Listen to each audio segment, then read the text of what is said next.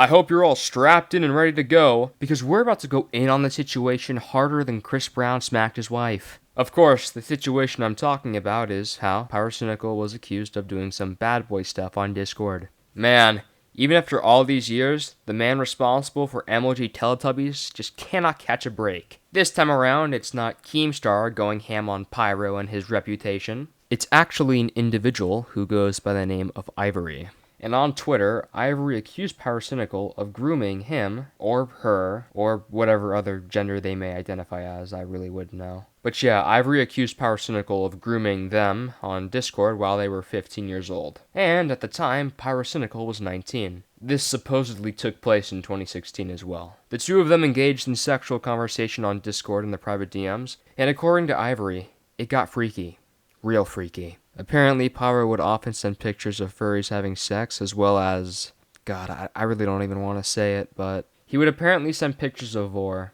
And if you don't know what vor is already, I recommend not looking it up just for the sake of your eyesight. Your eyes and whole face might just melt completely, the same way the Nazis melted in Raiders of the Lost Ark. And if you do look it up, I recommend deleting your history afterwards and then burning your whole computer to destroy all evidence. I mean, frankly, I'd rather someone catch me watching hentai than looking at a picture of vor. All jokes aside, vor is a fetish involving being eaten by or eating someone or something, real or imaginary. According to dictionary.com, at least, it was the first thing I saw, and I didn't want to go any deeper than that. But yeah, people are actually able to get off to the idea of being eaten by an animal the size of Godzilla, and then being digested in its stomach. I know this is a bit of a tangent, but seriously, what is wrong with these people? It is literally in human nature and instinct to want to survive and not get eaten. And yet some weirdos are getting off to the idea of that. Like, what? I don't know, man. All I'm saying is they might have a mental issue, because that just really does not seem normal, even in terms of fetishes. So, yeah, that went on for a little while, but pretty much this Ivory person would receive vor pictures from Pyrocynical. Or so they claim. However, they do have some evidence in the form of DMs, so we're going to take a look at that real quick. Yeah, so as you can see from the blurred image, I was not lying about the furry vor part. I definitely was not. Oh, even a little racist comment right there, which is what Pyrocynical is known for, of course. And this one.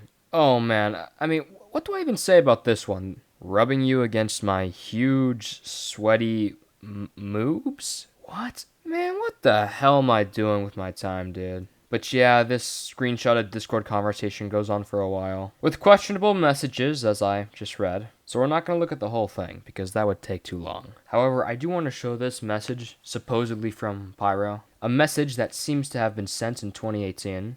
And this does seem like something Pyro might say, at the time anyways, as Keemstar was doing his darndest to expose Pyro. And so here, he was talking about how he was scared about being exposed by one of the people he did this strange RP with. So this could be a piece of evidence. Not saying it is though. So just keep this in mind. However, there's something more important I want to talk about now. I want you all to turn your attention to the claim that Pyrocynical is supposed to be the deleted user in this conversation. Is there actually any merit to it? Because it could just be some random guy who made an account and then deleted it. Ivory still says that the account is Pyro, and they provided the ID number of the Discord account to prove their point. However, someone in the reply section of the tweet actually objected to this. They explained that the ID number of a Discord account is different when viewed in a members list as opposed to a direct message. Basically, it could have been a fake conversation that Ivory posted, with them or someone else possibly posing as Pyrocynical, simply using another account. Despite the counterclaim, Ivory is still going forward with their accusation and has not stopped, which eventually led to Pyrocynical himself having to step in. The lesbian made his response to the allegation on his subreddit a few days ago.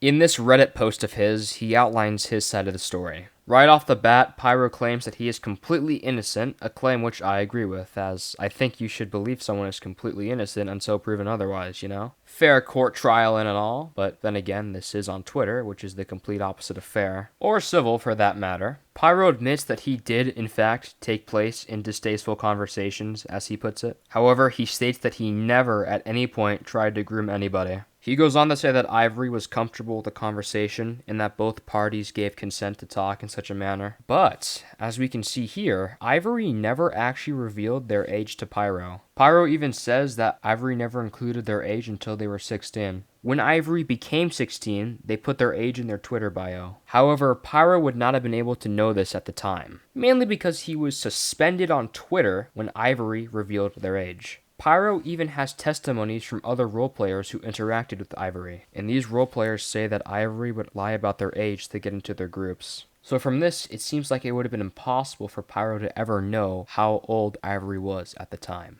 There's even more evidence that indicates Ivory roleplayed with someone who was about the same age as Pyro. So with that logic, Ivory should be angry at this other person, besides just Pyro, right? Well, when the grooming allegations came out, that person came to try and apologize to Ivory for any hurt or harm they may have caused them, as it says in the Reddit post. But then Ivory responded with, "No, you're fine. I don't care." Which, as Pyro points out, is pretty inconsistent behavior. And Ivory's inconsistency seems to be their downfall in this whole debacle. Pyro finishes off his post with a couple of last pieces of evidence, where he shows how Ivory was being quite friendly to him before the accusation came out, and a link to a video where Ivory is questioned, in which he never recalls having sent any, how do I put this, kinky art. I'm just gonna go with what Pyro put there. Still can't believe this is gonna be one of my first videos that I've ever made. But, with that, Pyro concludes his post, saying that he just wants to share the truth, close this chapter, move forward, and return to doing what he loves: making unfunny videos. See, now that sounds like something Pyro would say. Not, "Hey kid, suck my sweaty moobs, will ya? I want to touch and juggle your moobs like I'm a clown at a circus." However, the reality is that he might have actually done that, say stuff of that nature. Because in the end, he was forced to reveal that he did in fact take part in these strange conversations in order to clear up his name. I mean, we'll never know exactly what Pyro said, but he either said stuff that was similar to that in the DM log, or that might have been the actual DM itself. I really wouldn't know. Just laying out some possibilities for all of you guys to think about.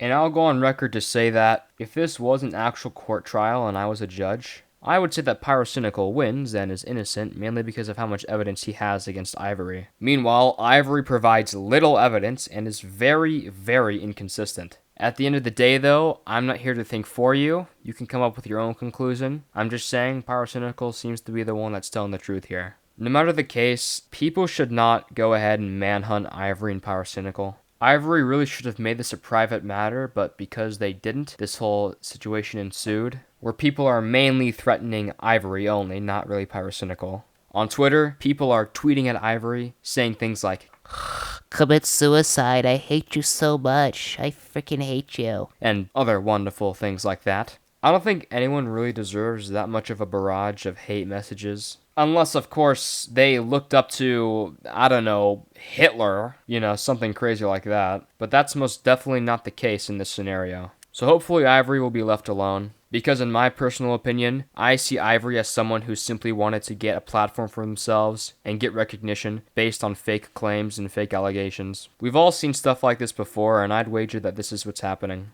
So, yeah. In summary, Pyrocynical was accused of grooming a person named Ivory, but he defended himself, and, well, I believe he's innocent.